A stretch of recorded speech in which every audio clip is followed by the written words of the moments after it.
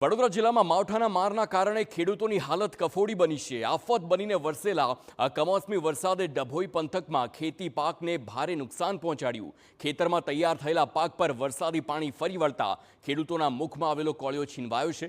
કમોસમી વરસાદના કારણે મકાઈ, એરંડા, જુવાર સહિતના પાકને ભારે નુકસાન થયું। એક જ વર્ષમાં ત્રીજી વખત કમોસમી વરસાદથી ખેડૂતોની મહેનત પર પાણી ફરી વળ્યું છે। ખેડૂતોની માગણી છે કે સરકાર તાત્કાલિક સર્વે કરી સહાય જાહેર કરે।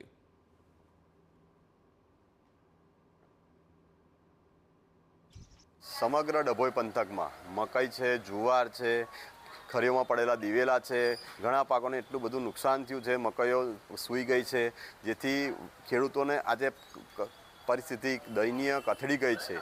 સરકારશ્રીને અમે વિનંતી કરીએ છીએ કે ખેડૂત પાક વીમા યોજના દ્વારા ખેડૂતોને સહાય કરવામાં આવે અને જેમ આપની સરકાર બીજા રાજ્યોમાં જેમ દેવા માફ કરે છે, કારણ કે આ વર્ષમાં ત્રીજી વખત આવું ને આવું બન્યું છે, જેથી ખેડૂતો દેવાના ડુંગર નીચે દબાઈ ગયેલા છે। એટલે અમે સરકારશ્રીને વિનંતી પણ કરીએ છીએ કે બીજા રાજ્યોમાં જેમ તમે દેવા માફી કરો છો એવું ગુજરાતમાં પણ દેવા માફી કરો તો આ ખેડૂત ઊભો થાય।